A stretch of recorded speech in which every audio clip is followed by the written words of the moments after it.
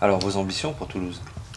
Mais mes ambitions pour Toulouse, ce sont des ambitions avant toute chose humanistes. Ça veut dire quoi? Ça veut dire tout simplement que moi, la seule chose qui me semble important pour un maire, c'est avant tout de garantir le mieux vivre à ses administrés.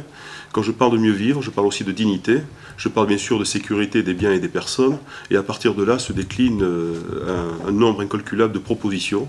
Et comme les membres de ma liste, ce sont des personnes de terrain, ça veut dire tout simplement qu'aujourd'hui, on s'est rendu compte ce matin par un de mes collaborateurs, on s'est rendu compte, des colistiers, on s'est rendu compte que nous avions nous-mêmes les plus grandes propositions sur Internet. Il y a plus de 300 propositions aujourd'hui qui sont faites sur notre site qui est www.galego2008.com. Et là, vous pouvez voir, vous allez être surpris véritablement.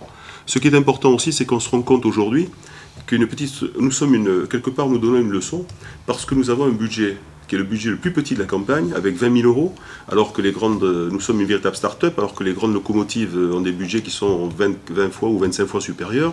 Et on se rend compte que nous sommes, nous, véritablement ceux qui proposent la meilleure communication. Il suffit de regarder les panneaux d'affichage pour se rendre compte que notre campagne est la meilleure. Sur le site internet, c'est véritablement aussi, je pense, exceptionnel le travail que nous faisons.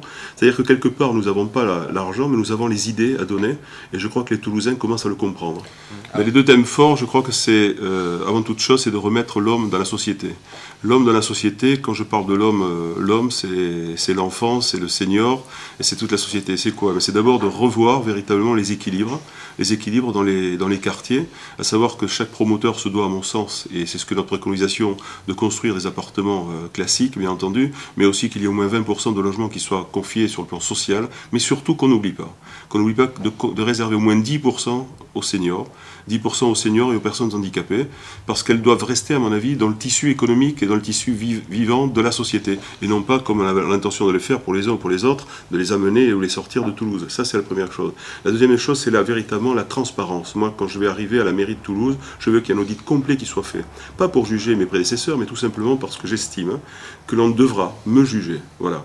Ça, c'est me juger et juger véritablement l'action de mes adjoints au maire qui seront en place. Mais je veux aussi des adjoints au maire de quartier. Je veux que les adjoints au maire circulent toute la journée à pied, véritablement à pied, avec un magnéto, pour dire véritablement tout ce qui ne va pas, pour qu'ils soient en contact, à l'écoute. Et que quand ils rentrent le soir, ce magnéto, il le confie à une secrétaire, qui va véritablement retranscrire toutes les informations, et que toutes ces informations-là se retrouvent sur un site internet qui permettra aux Toulousains de réagir.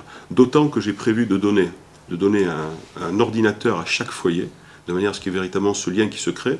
Je veux aussi que dans les périodes de grand encombrement le matin, je voudrais le matin et le soir de grand trafic, je veux les périodes fortes de circulation, je veux à tout prix que les transports soient gratuits.